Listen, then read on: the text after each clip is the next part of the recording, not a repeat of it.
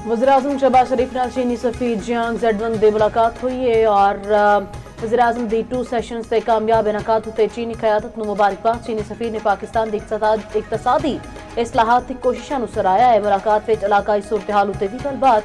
वज़ीर-ए-आज़म ने कशीदगी विच कमी दे पाकिस्तानी तामीरी किरदार नूं उजागर किया। नायब वज़ीर-ए-आज़म इसहाक डार, मुआविन खसूसी तारिक फातमी ते सैकटरी खारजा दी मुलाकात विच मौजूद सन।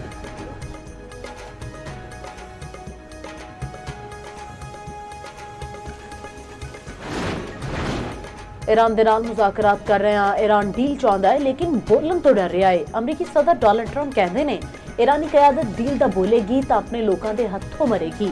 ईरानी क़यादत नूं साडे हथों मरन दा भी डर है। ईरानी बहरिया ते फिजाइया सब खत्म। ईरान दे कोल हुण कुछ नहीं बचिया। असीं दुनिया विच 8 जंगां रुकवाइयां, एक जित भी रहे हैं। तर्जमान व्हाइट हाउस कैरोलाइन ल्यूड का कहना है ईरान ने हार न मनी तो होर सख्त हमले करांगे।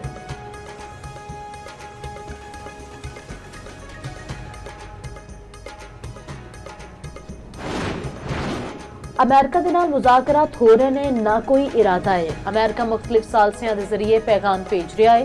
पैगामात का मतलब मुज़ाकरात नहीं। ईरान के वज़ीर ख़ारजा अब्बास अराग़ची का कहना है ईरान जंग का खाहा नहीं, तनाज़ात का मुस्तकिल खात्मा चाहता है। पड़ोसी ममालिक खुद नूं अमेरिका की जंग तो दूर रखन।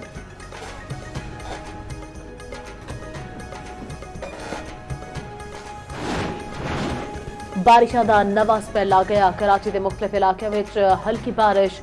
बलूचिस्तान पंजाब ते केपी में मूसलाधार बारिश। नदी नाले में तोगयानी नाल सैलाबी सूरत हाल। मुख्तलिफ हादसात में एक बच्चा जाँ बहक, बची समेत 2 अफराद जख्मी।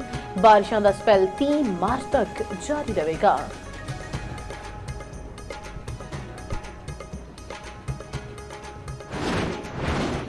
HPL PSL का मेला अज तो सजेगा। इफ्तिताही मैच विच अज लाहौर कलंदर्स ते हैदराबाद किंग्समैन आमने सामने होंगे।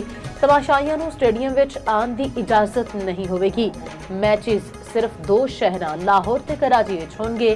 फ्रेंचाइज का नुकसान PCB पूरा करेगा। शायकीन नूं टिकटां दे पैसे रीफंड होंगे।